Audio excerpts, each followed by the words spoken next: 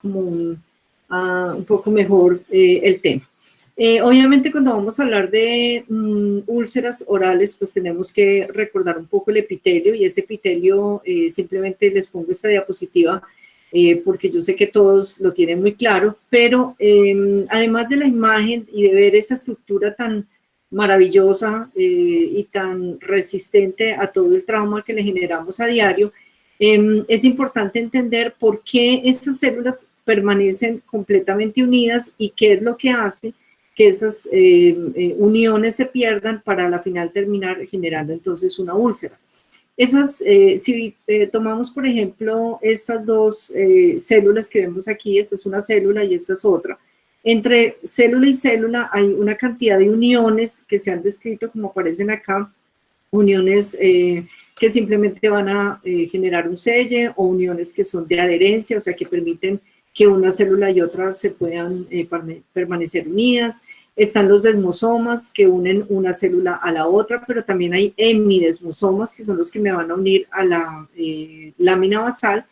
Y todo esto en algún momento de alguna de las enfermedades que vamos a mencionar hoy se puede ver afectado. Y si alguna de esas uniones celulares se ven afectadas, es lo que a la final me puede terminar generando entonces una úlcera o algún tipo de disrupción de ese epitelio oral. Vamos a pensar entonces que entre una célula y otra vamos a tener, llamémoslo como si fueran unos pegantes, ¿cierto? Como si fuera algo que mantiene esa adhesión. Vamos a llamarlo entonces unas citoqueratinas, que son los elementos que van a mantener esa forma celular, la integridad, esa morfología y esa cohesión entre células epiteliales. Alguna infección, un virus, una bacteria, un hongo, una enfermedad autoinmune van a alterar esas uniones intercelulares, y es ahí donde se me va a generar entonces una úlcera o una ampolla que también se puede producir en la mucosa oral.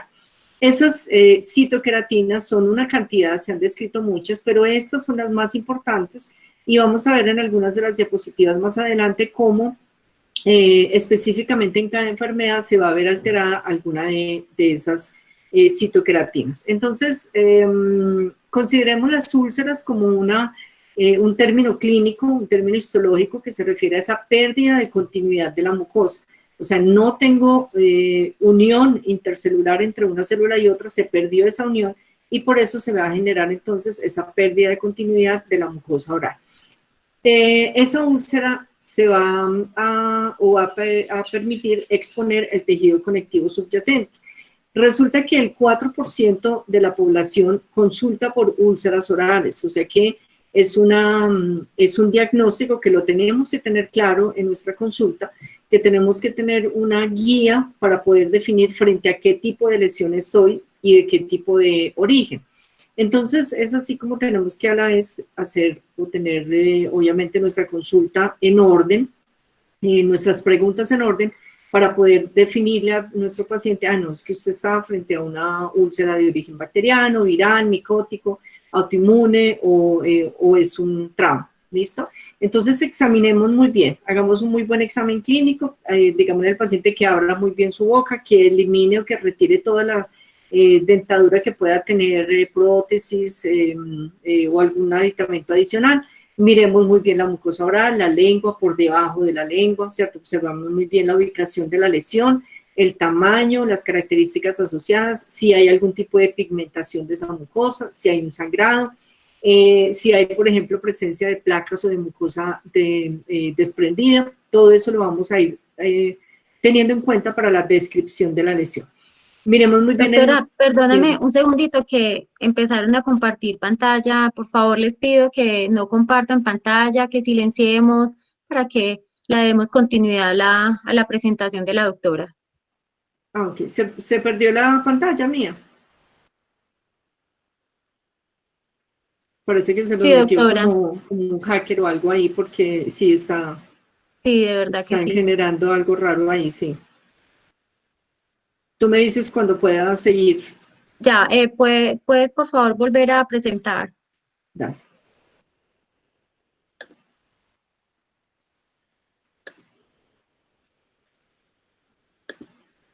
Vamos a ver si ahí nos da.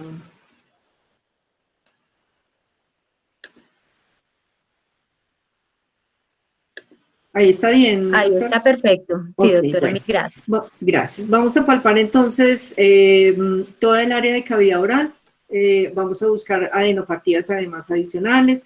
Preguntamos si hay dolor, ¿cierto? Hay muchas úlceras que pueden generar mucho dolor, sobre todo las que están en momentos tempranos o que son agudas, por eso el paciente consulta mucho más rápido. Vamos a preguntar la duración, cuánto tiempo lleva con esa lesión. Entonces, dependiendo de la duración, pues vamos a pensar, bueno, esa lesión puede ser de origen bacteriano o definitivamente esa úlcera puede ser algo crónico, ¿listo? Dependiendo del tiempo, qué problemas o cambios dentales recientes ha tenido, si hay un compromiso sistémico adicional al paciente que nos pueda ver reflejado a nivel de cavidad oral. Y así vamos llevando entonces en el historial del paciente poder definir en un momento dado cuál es la etiología de esa úlcera que tiene el paciente. Vamos a preguntar obviamente factores de riesgo, pensando que el paciente presente una lesión maligna o una lesión de cáncer, por ejemplo. Entonces es interesante este cuadro porque en una conferencia que nos presentó la doctora Gloria Álvarez de la Universidad de Antioquia, ella hacía alusión a esta parte inicial, ¿cierto? O sea, decía, bueno, diagnóstico de úlceras podemos tener agudas o crónicas, y hablaba entonces de todas estas agudas y de todas estas crónicas. Miremoslas entonces, y aquí extendimos un poco ya para esta presentación algunos diagnósticos de cada una de esas tipos de úlceras. Le pueden tomar un pantallazo a la diapositiva, no hay ningún problema. Y eso, digamos, lo pueden tener como clave en su consulta para poder definir en algún momento, bueno, frente a qué tipo de lesiones estoy. En trauma, por ejemplo, tenemos entonces los pacientes que generan automutilación, sobre todo pueden ser pacientes pediátricos, costumbre de un cepillado brusco. Infecciones, entonces tenemos principalmente esta que es de una consulta muy frecuente en estomatología, la gingivoestomatitis herpética, herpes, la streptocóxica, gingivitis necrotizante, virus Coxsackie, y bueno, aquí sumamos ya entonces las úlceras que estamos viendo en pacientes con diagnóstico de la COVID-19. Lesiones reactivas, eritema multiforme, síndrome de Steven-Johnson, necrólisis epidérmica tóxica, de estos tres vamos a ver algunos casos.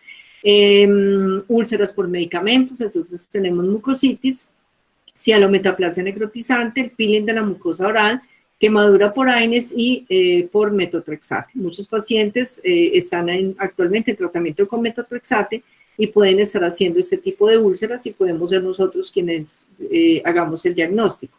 Pero nos vamos a otras que son crónicas, que ya llevan mucho más tiempo, que es el paciente que nos dice, no, es que yo toda la vida, o llevo 3 meses, o 6 meses que me está saliendo esta lesión a repetición. Entonces pensamos en una estomatitis aftosa recurrente, sea menor o mayor. En trauma crónico es ese paciente pues que ya tiene una prótesis que le está traumatizando la mucosa todo el tiempo, unos bordes afilados, una quelitis ulcerada, hiperkeratosis friccional, ¿sí? El paciente que presenta ese tipo de lesiones a nivel sobre todo del carrillo o en la mucosa de rebordes alveolares, edéntulos, úlcera de Riga Fede, el morsicato bucarum, y en neoplasias pues tenemos la reina de todas que hemos visto muchos webinars últimamente sobre carcinoma escamocelular, leucemia, y en infecciones pues tenemos la paracoccidioidomicosis, sífilis, citomegalovirus, tuberculosis y infección por Helicobacter pylori. Y en lesiones autoinmunes pues tenemos estas tres que son de las que les voy a presentar algunos casos para que les quede como en la mente ese tipo de úlceras y podamos llevar al paciente a un buen diagnóstico. Entonces, pénfigo vulgar, el pénfigo paraneoplásico y el líquen, vamos a ver esos tres. Entonces, miremos algunos casos y algo relacionado con cada uno de ellos. Pacientes con úlceras por trauma, por lo general el primer día son muy dolorosas, o sea, en el momento del trauma son muy dolorosas, pero luego casi que son asintomáticas, o sea, el paciente casi que tú le pasas el dedo sobre la úlcera, el paciente no refiere ningún tipo de dolor.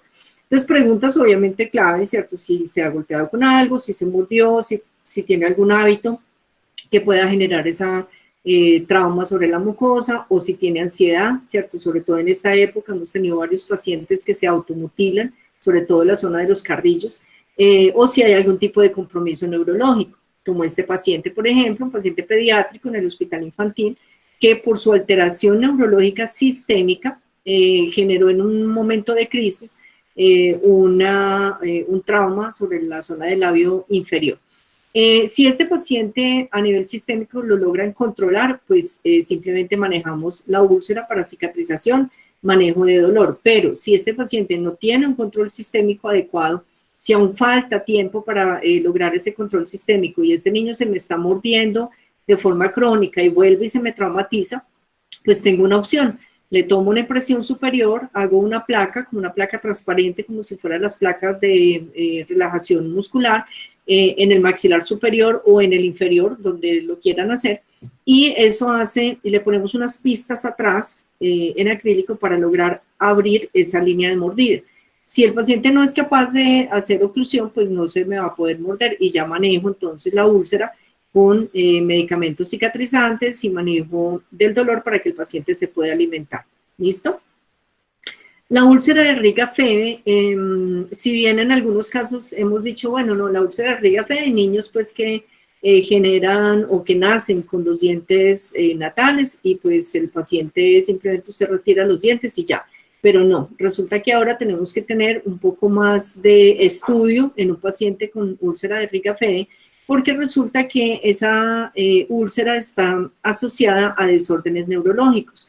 Entonces, un paciente que nazca con dientes natales, que haga esa úlcera de Riga-Fede, debemos hacerle una remisión a genética, porque hay que buscarle si tiene un síndrome de Riller-Day, una disfunción autonómica congénita, si hay asociada a una microcefalia, un síndrome de Lesch-Nyhan o un síndrome de Tourette. ¿Listo? Entonces, en esos pacientes ya no vamos a quedarnos solamente, si es que nació con dientes, entonces se los quitamos y solucionar el problema. No, vamos a hacerle además una remisión genética para evaluar alguno de estos síndromes. Ya si genética los descarta, pues bueno, muy rico, ¿cierto? Por el paciente.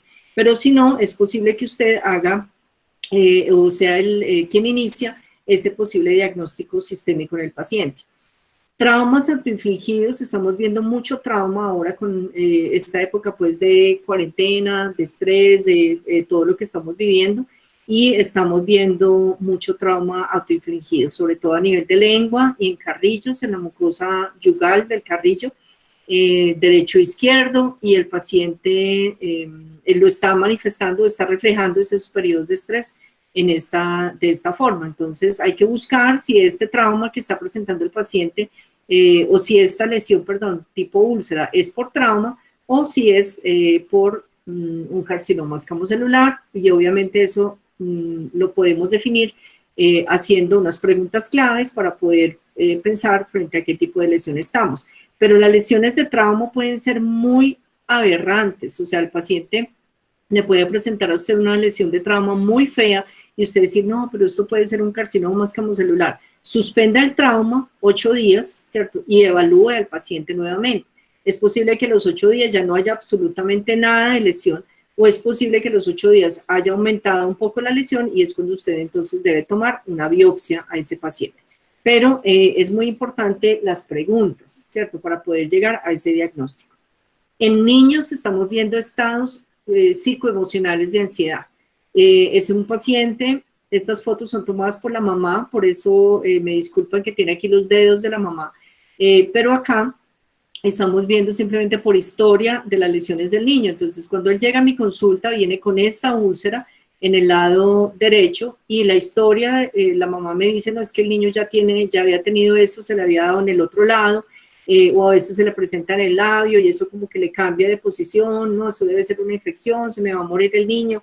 Y no, resulta que en el momento de la consulta el niño muy inquieto, durante la consulta no se dejaba examinar muy bien, un poquito ansioso durante la consulta, y con todas las preguntas que le hicimos al paciente y a la familia logramos entender que este paciente estaba pasando por un estado psicoemocional de ansiedad. ¿Listo?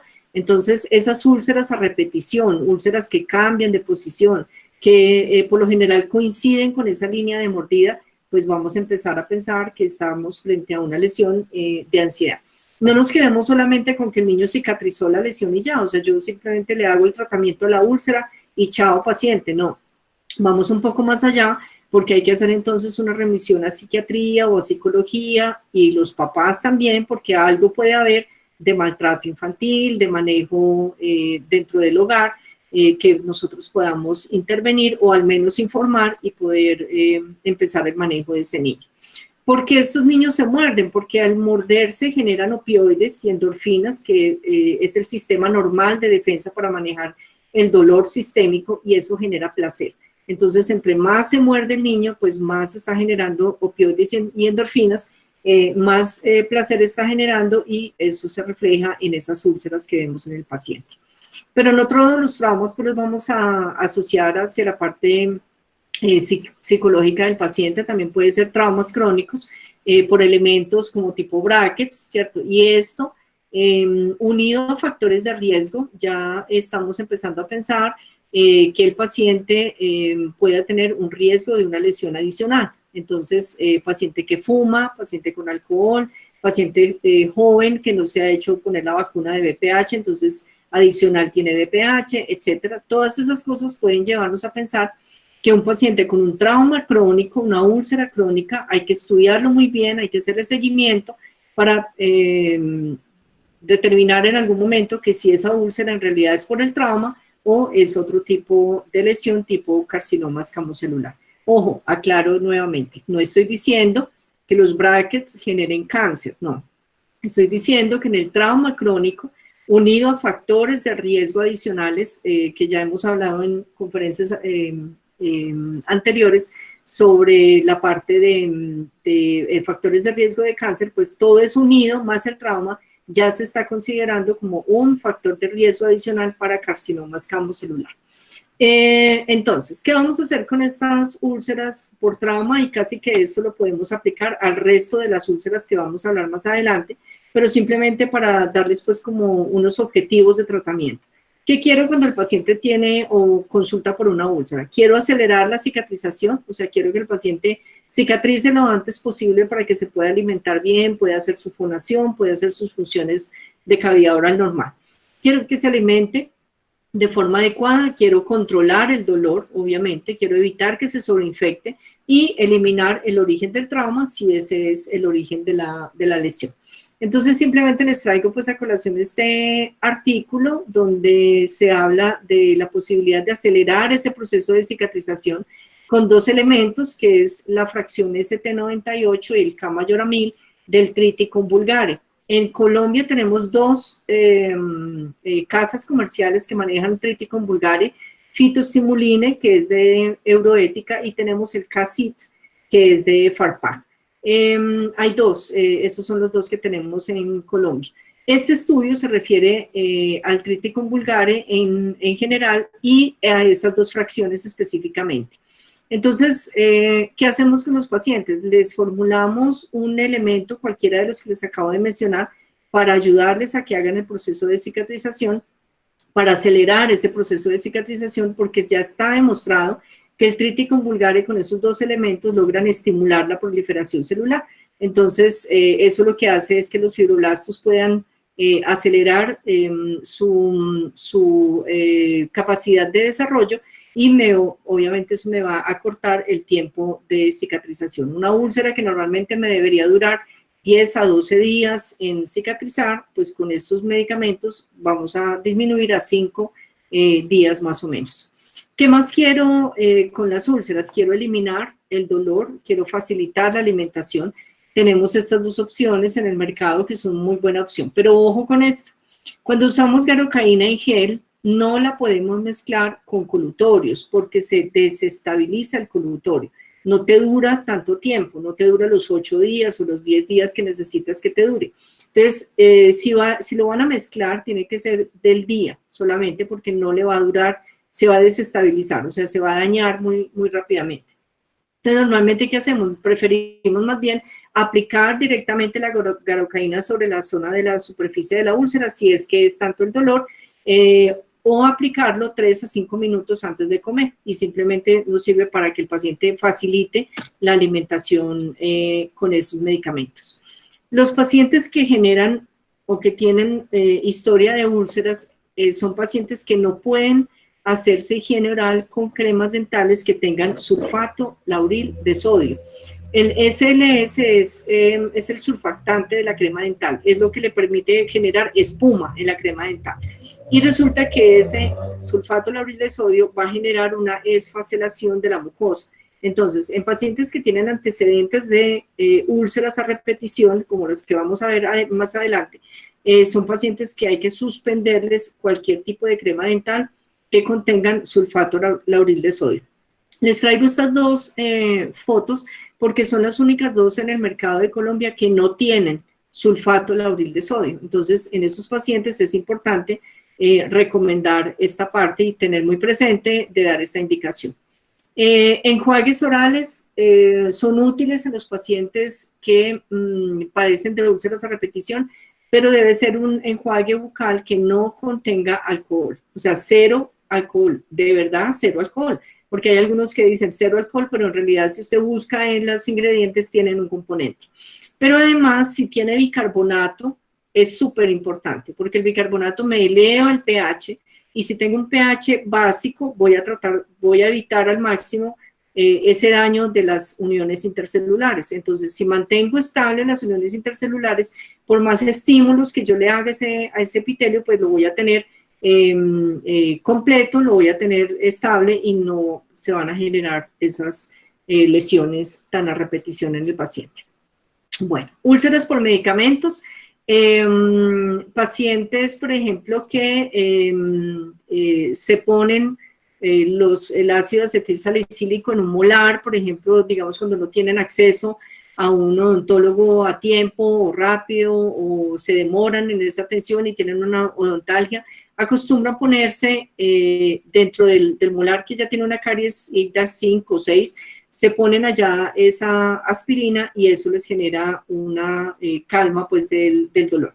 Pero resulta que esa aspirina o los AINES en general generan úlceras o generan quemaduras a nivel de la mucosa que se van a ver manifestadas como úlceras en la mucosa oral. En este caso, este paciente lo que le sucedió es que cuando le hicieron la exodoncia de los terceros molares, él estaba anestesiado, empezó a tomarse su medicación, en este caso, perdón, AINES, y resulta que no se dio cuenta y la tableta no la ingirió, sino que se le quedó en la zona del carrillo, en el surco yugal.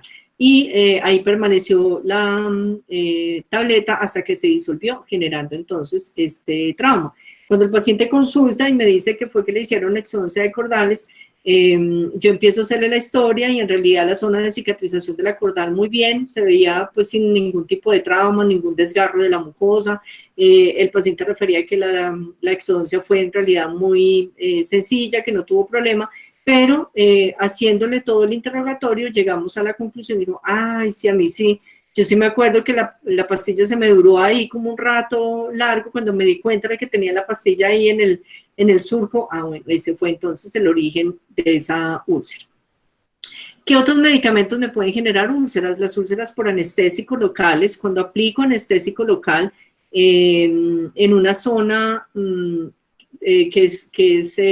si bien es muy vascularizada, pero el problema es que tiene tiene completamente la unión hacia el periósteo y es muy delgada esa mucosa, puedo generar una necrosis en esa área donde está el anestésico y entonces empezar a producir una necrosis superficial que termina entonces dañando las glándulas salivares menores adjuntas. Esas glándulas salivares se necrosan y es lo que se va a manifestar en la cavidad oral del paciente como una úlcera. Estas úlceras hay que dejarlas que cicatricen por segunda intención. Se debrida todo este tejido, hay que eliminar ese tejido circundante o necrótico y dejar que esto cicatrice por segunda intención. ¿Con qué le ayudamos? Con el triticum vulgare, con el fitostimuline o con el casit. Le ayudamos con el dolor porque esto molesta pues un poco en el momento de comer, pero esto cicatriza por segunda intención, o sea, no le tengo que poner acá suturas ni nada de eso. El hipoclorito también me puede generar úlceras, accidentes por hipoclorito, ¿cierto? Cuando se filtró por la tela de caucho. Esta es una conferencia que nos presentó el doctor, se me escapa en este instante, perdón, ya me acuerdo, hablando de las úlceras por metotrexato. Resulta que muchos pacientes en este momento están siendo tratados con metotrexato y es importante tener en cuenta que pueden generarse este tipo de lesiones. Entonces, esos pacientes que están con tratamiento de metotrexato, hay que preguntarles si están adicional tomando ácido fólico. Siempre el metotrexato tiene que ir unido con el ácido fólico para evitar estas complicaciones a nivel de la mucosa oral y otras complicaciones adicionales. Pero específicamente el ácido fólico tiene que ir en conjunto con el metotrexato. Entonces, si le preguntamos al paciente, es que soy hipertenso, soy diabético, además estoy en tratamiento para artritis, bueno, ahí es donde tiene que averiguar si ese paciente está tomando también metotrexato. Y si está tomando ese medicamento, pregunten por favor si además está con ácido fólico. Si no lo tiene, hay que hablar con el médico tratante o sugerir al médico tratante que por favor anexe ácido fólico en el manejo de ese paciente. ¿Listo? Mucositis, pero esto pues es una conferencia entera adicional, entonces no me voy a meter mucho en esta parte, simplemente recordarles que es una complicación aguda que resulta del tratamiento de quimioterapia o de radioterapia, cuando se le pone al paciente radioterapia a nivel de cabeza y cuello. Altas dosis de radioterapia generan una pérdida de la mucosa, las células basales de ese epitelio se van a alterar, se van a perder, y no son capaces pues de generar células nuevas. Entonces al día 5, después de que ha pasado o ha iniciado el paciente la quimioterapia o la radio, pues se van a manifestar estas úlceras bastante grandes. Y el peeling de la mucosa oral, en este momento estamos teniendo también esta manifestación en algunos pacientes diagnosticados con la COVID-19. En esta semana estuve hablando con una odontóloga sobre el tema, porque la mamá estaba presentando ese tipo de lesiones y la mamá es COVID positivo. Entonces, es importante tener presente esto en los pacientes, tratar de evitar en nuestros adultos, nuestros abuelos o nuestros padres, tratar de evitar el sulfato lauril de sodio. Ellos ya en edades adultas no están para hacerse higiene oral con cremas dentales que tengan SLS, ¿listo? Entonces resulta que ese sulfato lauril de sodio lo que va a hacer es alterar esas bacterias a nivel del biofilm, y al alterar las bacterias hay un aumento de la penetración del surfactante a través de ese epitelio. Y al penetrar ese epitelio es cuando me va a empezar a generar entonces como esa descamación del epitelio, sobre todo a nivel del carrillo. Cremas dentales que tengan hasta 0.025% de sulfato lauril de sodio me pueden presentar este tipo de alteraciones. Y en el mercado, las cremas dentales que tenemos en el mercado, todas tienen más de 0.025%. Entonces, ¿cuál es el mensaje que quiero dejarles con esto? Tratar de que los pacientes que tienen antecedentes de úlceras a repetición o pacientes adultos, pacientes mayores, no deben cepillarse los dientes con cremas dentales que tengan sulfato lauril de sodio. Entonces, tenemos que empezar a cambiar ese hábito para tratar de disminuir ese riesgo de generar úlceras. Vuelvo y se las pongo, las únicas dos que existen en el mercado que no tienen sulfato lauril de sodio. ¿Listo? Bueno, ahora hablemos de las úlceras por infecciones virales. Pues la de mayor consulta es la gingivostomatitis herpética primaria. Es una prima infección, ¿cierto? O sea, por lo general lo vamos a ver en pacientes pediátricos entre 2 a 5 años de edad. Es el niño que empieza su etapa escolar y que tiene pues contacto con su primera vez con otros niños, y pues ustedes se acuerdan que uno en el jardín se chupaba la paleta entre 5 y el juguete pasaba por las bocas de 3 o de 4, ¿cierto? Entonces es muy complejo pues manejar esa bioseguridad en un jardín. Entonces por lo general lo vamos a ver cuando es prima infección en pacientes pediátricos, ¿listo? Es muy dolorosa, afecta la encía, la mucosa. Vamos a ver lesiones tipo úlcera tanto en la mucosa móvil como en la mucosa fija, ¿listo? O sea, en la encía adherida que tenga unión a periósteo, como en la mucosa móvil. Esa es la característica de esa gingiovestomatitis herpética. Sangra las encías, solamente usted con solamente el tacto por el proceso inflamatorio que está el paciente, van a sangrar las encías, duele muchísimo, o sea, el paciente casi que se incapacita para poder alimentarse, y es bien importante tener presente esas condiciones porque en algunos pacientes es necesario hospitalizar. Entonces, muchas veces nos consultan por eso, no, eso es una gingiovestomatitis herpética, no, eso solamente límpiale y espere. Sí, pero si fuera su bebé, ¿cierto? Que usted estuviera en su casa con un bebé que llora todo el día, pues quisiera hacerle algo a ese bebé para mejorar sus condiciones. Es supremamente dolorosa. Las úlceras son en toda la mucosa oral y esto pues obviamente es supremamente incapacitante para el bebé. No puede comer, no se puede alimentar. Y si se deshidrata, los bebés por lo general en 24 horas ya están deshidratados, entonces es mejor ver el paciente. O sea, si el paciente les consulta por esto, si una mamá o un papá les consulta, por favor citen al paciente y véanlo, porque muchas veces los papás no podemos determinar la deshidratación, pero ya el profesional sí es capaz de hacerlo. En cuanto a herpes, el tratamiento lo voy a dejar abajo, porque pues tiene que ver también con el de herpes virus tipo 1, ya esa es otra condición diferente. Así tiene el mismo origen, porque ese virus de esa prima infección, cuando termina el proceso de enfermedad, ese virus sube hacia el ganglio de Gasser y allá se queda. Y ese ganglio, a partir de ese momento, cada vez que el paciente vaya a tener inmunosupresión o cada vez que tenga este tipo de estímulos de trauma, o de asolearse mucho tiempo, o de tener fiebre, pues inmediatamente el virus va a generar infección. ¿Dónde la va a generar? En las partes más distales de ese nervio trigémino. Él no va a buscar la línea central del nervio trigémino, no. Él va a buscar la parte más distal de ese nervio trigémino. Entonces, ¿dónde termina? Comisuras labiales y cualquier parte donde termina el nervio trigémino. ¿Dónde es donde más lo vemos o normalmente lo diagnosticamos? En comisuras, pero estamos viendo también muchos casos en paladar.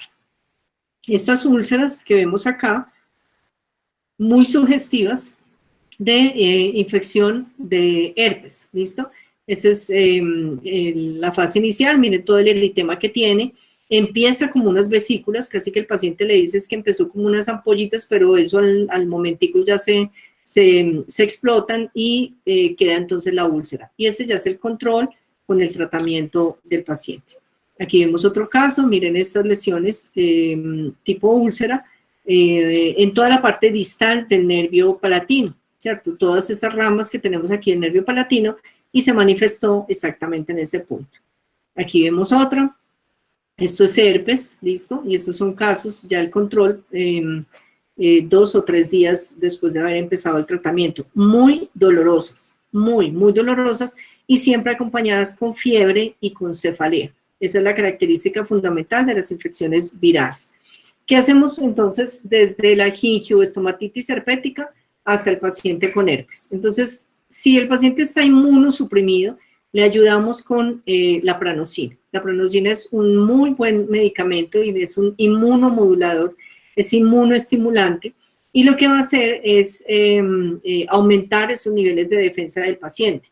Se da una carga fuerte el primer día de 100 miligramos por kilo, perdón, y a partir del segundo día entonces cambiamos a 50 miligramos por kilo, o sea, la mitad de la dosis durante 5 días más. Entonces, el primer día 100 miligramos por kilo y el día 2 hasta el día 5 utilizamos 50 miligramos por kilo. Entonces, esa es la primera fase del tratamiento. Y también le formulamos al paciente aciclovir. Vienen tabletas, si son pacientes adultos, vienen ungüentos, si es para aplicar en la zona de comisuras, o viene también en jarabe que podemos dosificar para el paciente pediátrico a 5 miligramos por kilo dosis cada 8 horas y el paciente en realidad evoluciona súper bien ya con ese medicamento. Lo ideal es que lo formulemos al inicio del tratamiento para que el paciente pueda, o evitemos que el paciente se nos deteriore en el día 2 o en el día 3. Virus del Epstein-Barr, la mononucleosis infecciosa, es una enfermedad que se transmite por saliva, incluye fatiga, fiebre y adenopatías. Estas son las características fundamentales de una infección por virus del Epstein-Barr. El tratamiento en estos casos pues incluye reposo, muchos líquidos y analgésicos. Aquí no formulamos ningún tipo de antiviral y la manifestación clínica es especialmente en la orofaringe. Esto es lo que vamos a ver en el paciente, unas placas que desprenden al raspado, un eritema bastante extenso, de pronto algo de sangrado por el mismo proceso inflamatorio, pero estas membranas son las que más van a darle la característica a una mononucleosis infecciosa. Y el virus Coxsackie, o la enfermedad de mano, pie y boca, que se ve también en niños o en adolescentes, un contacto directo con secreciones de garganta, nariz o heces fecales que contengan pues el virus, y el tratamiento es hidratación, ¿cierto? Aquí lo único que hacemos es hidratar al paciente, manejarle muy buena higiene oral, pero el paciente presenta úlceras en toda la zona de cavidad oral, en mucosa libre, en mucosa adherida y además en el pie y además en las manos. Entonces, estos pacientes deben estar aislados, están en su casa, solamente manejo papá y mamá, cero abuelos, cero visitas, nada, y mucha hidratación para el paciente. La herpangina, que también es generada por el virus Coxsackie, pero esta herpangina es clásica en el paladar blando, con unas úlceras pequeñas, con un halo eritematoso, un fondo blanco, muy dolorosas, ¿sí? Muy dolorosas, y que generan además fiebre, cefalea y odinofagia. O sea, el paciente no es capaz de hacer una buena deglución, le duele muchísimo, entonces deja de comer, más la fiebre, más la cefalea. Busquen en la parte del paladar úlceras como esta, puede ser 1, 2, pueden ser 3. Este caso pues es ya un poco sui generis, pues no es tan frecuente, pero sí puede ser con 1 o 2 úlceras a nivel posterior, sobre todo en paladar blando. Tratamiento, reposo, hidratación y analgésicos. Miren que aquí en esta parte pues no manejamos antivirales. El impétigo herpetiforme, este impétigo es bien interesante porque lo estamos viendo mucho en niños, en pacientes niños entre 8 y 12 años de edad. Un alto nivel de estrés y de ansiedad. Entonces, además de que se pueden generar automutilaciones o que se muerden, también estamos viendo impétigo herpetiforme. Lesiones cada vez más agresivas porque se van dando cíclicas. Entonces empiezan hoy las primeras lesiones, se le quitan, vuelven y le dan dentro de un mes, se le quitan, vuelven y le dan y así. Entonces el paciente hay que manejarlo ya con aciclovir, solamente pues si se considera que así se requiere, más gentamicina, betametasona y clotrimazol, que es un ungüento para manejar ese impétigo. Y son lesiones que ustedes van a ver muy clásicas porque se salen de la mucosa, ¿sí? Se salen de la mucosa oral. Entonces están en piel, en la zona del labio superior, en el labio inferior y algo en la zona de carrillo. Cuando esto se me sale de la mucosa oral, empiecen a pensar y busquen un poquito en la historia del paciente si sea posible que estemos frente a un impétigo herpetiforme.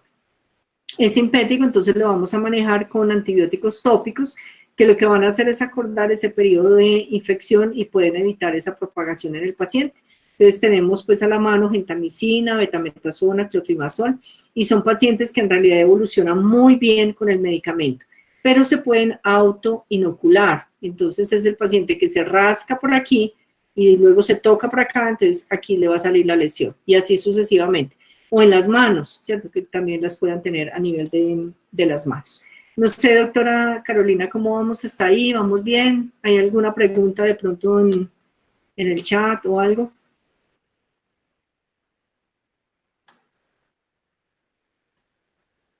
No, doctora, no hay, en este momento no hay preguntas en el chat. Ah, bueno, perfecto. Vamos bien. Entonces, gracias. Las úlceras en cavidad oral en pacientes con la COVID-19, hay artículos que se están publicando en este momento y se han visto pues como varias condiciones. Una, que es este artículo de Brasil, donde ellos sí tomaron una biopsia de esta lesión y dicen que, bueno, puede ser un paciente que tiene un trauma por intubación o pueden ser lesiones directamente condicionadas por el virus como tal, o sea, por lo que genera el virus a nivel del epitelio. Entonces, en cuanto a esto, aún tenemos mucho que estudiar. Hay que biopsiar esas lesiones. Lo que pasa es que como biopsio las lesiones si el paciente está hospitalizado, y obviamente eso no es el manejo inicial, pero sí podemos en nuestras familias estar pendientes de algún cambio a nivel de la mucosa oral, porque ellos sí relacionan estos enantemas, que son como si fueran unos eritemas submucosos, sin necesidad de tener ningún tipo de úlcera. Entonces, esto lo están viendo en los pacientes iniciales de la lesión por la COVID-19. Entonces, estemos pendientes en nuestras familias y enseñarles, sobre todo a las personas mayores y nosotros mismos, a hacer un autoexamen de cavidad oral para poder detectar esto al inicio de la lesión. Hay otros autores, como el doctor Estebanes, también hace poco que publicó este artículo, donde dice, bueno, puede ser o es posible que estas lesiones sean generadas por estrés en el paciente y que sean por herpes, ¿listo? Y puede ser, ¿cierto? Miren que son lesiones que están muy localizadas en la zona, como les mostré ahorita, en los pacientes de herpes, que generan úlceras a nivel de la parte más distal de su nervio trigémino. Y están localizadas exactamente en ese punto, más las características clínicas me están definiendo, perdón, exactamente que se puede tratar de una lesión por herpes. Entonces, los pacientes los tratan con palaciclovir, con 500 miligramos cada 8 horas durante 10 días y evoluciona muy bien, ¿listo? Pero además le ponen clorexidina, además le aplican ácido hialurónico, y pues obviamente el paciente resuelve muy bien, pero entonces estamos empezando a pensar, bueno, puede ser herpes, puede ser entonces un trauma por la intubación, ¿listo? O puede ser el enantema, ¿sí? Y esta otra lesión también muy sugestiva de herpes, ¿listo? O puede ser, como dice este autor, originada en el estrés, ¿cierto? Si el paciente está obviamente en un nivel de estrés por su enfermedad, se puede activar ese herpes y generar entonces el proceso infeccioso. Tenemos que seguir pendientes, estar muy atentos a todos estos cambios y la posibilidad de hacer investigación pues al respecto. Estamos ahí pensando pues en hacer ya el proceso de investigación. Los exantemas virales también los están reportando como una sintomatología por la COVID-19 y son úlceras que se presentan sobre todo a nivel del labio, ¿sí? Labio inferior. Pero entonces esto pues aún está, como les digo, en estudio y los pacientes son tratados, sobre todo con ácido hialurónico, para ayudar al proceso de cicatrización. En nuestra Colombia pues tenemos el Criticum vulgare y manejamos entonces la posibilidad de manejarles o de hacerles el tratamiento para que cicatricen, pero pues no hemos podido tomar biopsias, no podemos intervenir esos pacientes, o sea que tardaremos todavía un poco en definir exactamente frente a qué tipo de lesión estamos. En úlceras reactivas, para pasar ya a otro tipo de etiología, están los eritemas multiformes. Se presenta más o menos entre el 15 al 63% originados en virus del herpes, o sea, el paciente tuvo antecedente de herpes y se puede generar este tipo de eritema, sobre todo por reacción a fármacos. ¿Qué medicamentos? Miren aquí el ibuprofeno, es un medicamento que usamos mucho en la consulta de odontología. Las cefalosporinas, que las usamos también mucho en odontología. Entonces, el paciente me puede hacer una reacción, como responder ante ese medicamento con un eritema multiforme, originado a nivel de virus, una estimulación del virus herpes simple. Si ese eritema multiforme no resuelve o no lo trato de forma adecuada, o no lo remito a urgencias médicas para que empiecen el manejo, pues se me puede convertir en un síndrome de Stevens-Johnson, ¿listo? Ese síndrome de Stevens-Johnson tiene un signo que se llama signo de Nikolsky positivo, que es que tú le pasas una gasa sobre la zona de la ampolla y se despega esa ampolla quedando una úlcera, ¿listo? Entonces, tiene un despegamiento del 10% de la superficie epidérmica, o sea, imagínate todo el cuerpo y que pierdas el 10% de la superficie de la piel solamente con hacer un roce superficial con sobre esa vesícula. Hospitalizar es el tratamiento en esos pacientes. En UCI, debe ser en UCI porque como no tienen piel o pierden el 10% de su superficie de piel, pues están con un alto riesgo de generar infecciones. Retiro de medicamento causal debe ser inmediato, o sea, si fue por ibuprofeno, si hay algunos que hacen por acetaminofén, otros por ciclosporinas, bueno, dependiendo del medicamento causal. Control del signo de Nikolsky y obviamente control de medidas de asepsia. Si ese síndrome no lo logro controlar, entonces se me puede convertir en un síndrome de Lyell, que es una necrólisis epidérmica tóxica. Aquí ya pierdo hasta el 100% de la superficie de la piel, o sea, se pierde completamente toda la piel. Este es un caso del hospital infantil y vemos acá como toda su piel se vuelve una sola ampolla y como tiene el signo de Nikolsky positivo, solamente con cualquier roce pierde esa ampolla generándose entonces la úlcera. Y esto se ve en la boca, en la cara, en el pecho, en los miembros superiores e inferiores, bastante severo o grave o que obviamente compromete la vida del paciente. Por eso debe ser manejado en unidad de cuidados intensivos. Y en úlceras por bacterias, entonces tenemos la gingivostomatitis streptocóxica, que se va a generar entonces en pacientes adolescentes y que tienen dentición mixta. Se ve sobre todo la lesión en encía adherida cervical, o sea, alrededor de la parte cervical de los dientes en pacientes con dentición mixta.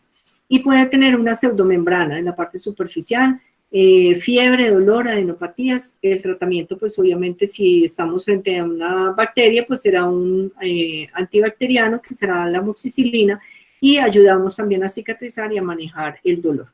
Estas son las lesiones, son lesiones tipo úlcera alrededor de las superficies, de las zonas cervicales de los dientes. Pacientes de 10 años, 12 años, pacientes adolescentes, ¿listo? ¿Qué presentan estos pacientes adicional? Adenopatías y tienen fiebre. Entonces vamos a buscar eso en los pacientes y si estamos frente a un paciente adolescente, pues vamos a pensar entonces que es una gingivostomatitis estreptocóxica. Y la gingivitis necrotizante, periodontitis necrotizante o estomatitis necrotizante, pues son las infecciones que ahora las llamamos así porque ya desaparecieron la úlcera, porque es obvio que todas estas tres tienen úlcera o presentación como úlcera, y la A de aguda, porque todas ya se considera que son agudas. Entonces solamente queda GN, PN y EN. Originado por treponemas, pseudomonas o algún tipo de flora variable. La respuesta del hospedero y los factores predisponentes hacen parte de la etiología en estos pacientes. El estrés es casi que la primera etiología que tenemos que tener presente, más la inmunosupresión. Hay que hacer conteo de linfocitos TSD4 y muy seguramente si el paciente presenta menor de 200 células por milímetro cúbico, estamos frente a una gran o a una gravedad en el paciente que presenta gingivitis necrotizante. La desnutrición también es un factor de riesgo, el tabaco, el paciente que fuma, la nicotina va a generar o va a inducir una secreción de adrenalina, disminuye la microcirculación gingival, altera esa susceptibilidad tisular y todo eso pues me lleva entonces a una predisposición de una gingivitis necrotizante. La mala higiene oral, pues obviamente está condicionada a permitir el ingreso de toda esa cantidad de bacterias que puede terminar en el paciente como una gingivitis necrotizante o periodontitis necrotizante. Hay estudios que me dicen, bueno, si tengo este tipo de úlceras, piensa entonces en que está frente a un paciente con VIH. Entonces, hágale estudios para VIH, pero de todas formas no lo descarte porque muy seguramente el 11% de los pacientes con VIH van a manifestar gingivitis necrotizante o periodontitis necrotizante. Entonces, igual pensemos en una inmunosupresión en estos pacientes cuando tengan estas infecciones. ¿Cómo se van a presentar? Dolor, el dolor, el malestar general son pues como los signos esenciales. Úlceras en las papilas interdentales, se ven achatadas esas papilas, casi que desaparecen por la úlcera que se presenta ahí. Hay unos socavados en esa úlcera, por eso lo vamos o es muy clásico pues en los pacientes. Hemorragia gingival espontánea, es el tercer signo de manifestación de una estomatitis o periodontitis necrotizante, ¿sí? Solamente al tacto o casi que con hablar el paciente ya está sangrando, más esas papilas achatadas o que se pierden esas papilas. Estos socavados son clásicos de este tipo de infección. Halitosis, adenopatías submandibulares, es de progresión muy rápida y siempre hagamos examen de VIH o preguntas para definir si estamos frente a un paciente que pueda tener VIH. Úlceras por micosis, tenemos la paracoccidioidomicosis, es una micosis profunda. Aquí es clave preguntarle al paciente, ¿usted en qué trabaja? ¿Sí? Si tengo este tipo de úlceras crónicas, 2 años de evolución, estoy hablando de años de evolución, 1 año de evolución, o que el paciente le diga, es que ya esto lo tengo hace mucho tiempo y me hacen cosas y no, con nada me mejoro, estemos o empezamos a pensar que estamos frente a una paracoccidioidomicosis.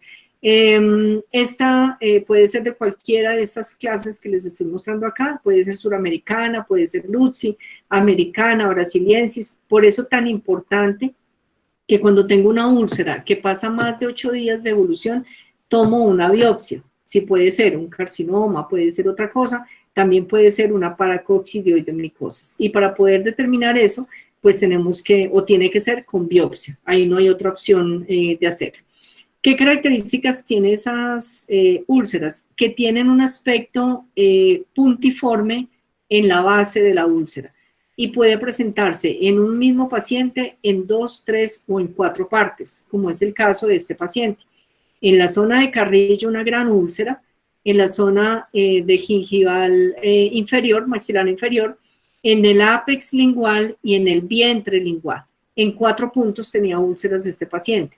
Antecedente, el paciente le reportaba, este es un caso de la doctora María Fernanda Navia, le reportaba, no es que yo tumbo casas, cuando eso estaban construyendo la avenida Colón, llevo 1 año tumbando casas de bareque allá en la avenida Colón, y el paciente no se cepillaba, súper mala higiene, tenía enfermedad periodontal, más la contaminación en el momento de alimentarse o algo con el polvo o todo lo que se estaba aspirando, pues entonces generó el proceso de infección, ¿listo? Pero ¿cómo llegó la doctora María Fernanda a este diagnóstico? Con biopsia. Aquí no hay otra opción sino tomar biopsia, ¿listo?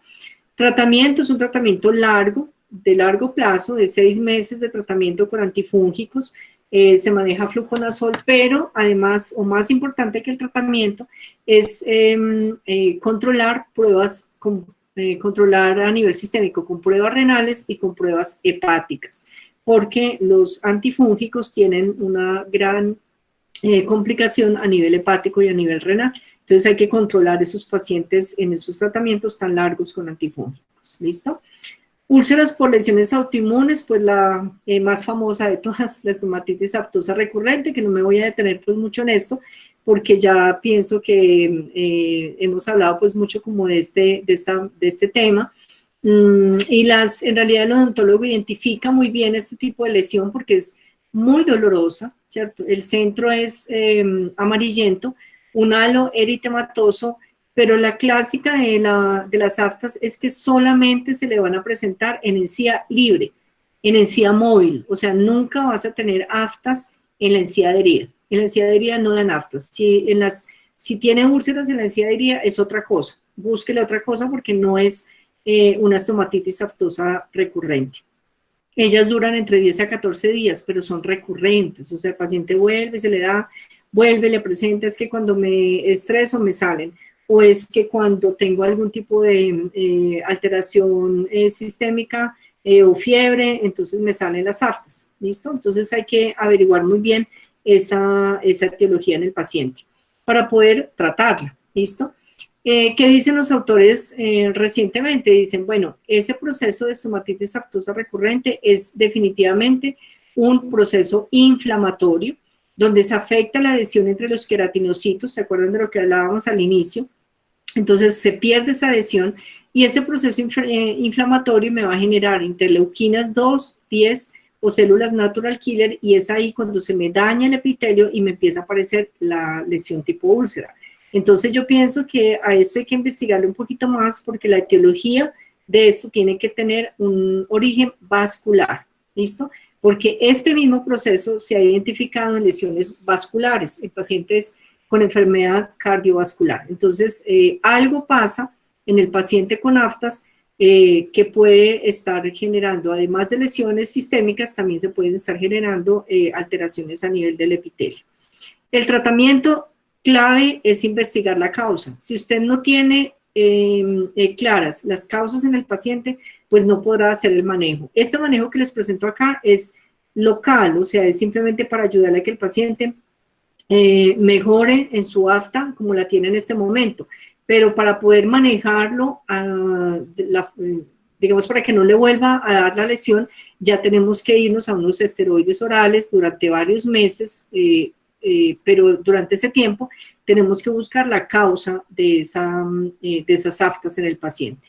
Entonces no nos quedemos solamente con decirle al paciente, no, es que usted tiene aftas, entonces fitoestimulina o CASIT y ya. No, hay que buscarle la etiología y hay que hacerle el manejo con corticosteroides para poder evitar que ese paciente le den a repetición las lesiones. Otra lesión autoinmune bien interesante es el pénfigo.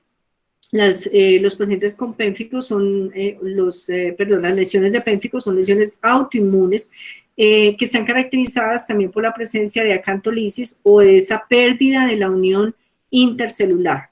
Listo, volvemos otra vez a las primeras diapositivas, vuelve y se me pierde esa zona o esa unión entre una célula y otra. Es devastadora, o sea, el paciente sufre muchísimo con esto, y no solamente es en cavidad oral, como vemos aquí una paciente del doctor Manuel Loaiza en Avidanti, vemos las lesiones como son de agresivas, sino que además se presentan también en piel. Entonces no es solamente en la mucosa oral, hay que buscar en genitales, buscar en conjuntivas, si también lo tiene en esófago, si lo tiene en piel, ¿listo? Es un proceso donde se pierde o se inhibe o se daña la desmogleína de las diapositivas que vimos al principio, y si no tengo desmogleína, pues se va a perder esa adhesión entre una célula y otra, se produce primero una ampolla, la ampolla se rompe y es ahí cuando empieza entonces a formarse o se ve ya clínicamente la úlcera. Entonces, entre una célula y otra, esas desmogleínas, esta desmogleína es la que se pierde, perdón, y eso es lo que me hace generar una úlcera en el paciente. Cuando tomo la biopsia de un paciente con pénfigo, entonces el patólogo que va a ver que no tengo adhesión entre la capa basal y el epitelio contiguo. Entonces, si todo esto, si la vesícula o la úlcera está marcada desde la capa basal, el patólogo me va a decir, ah, bueno, estás frente a un pénfigo, entonces hay que empezar a manejar a este paciente.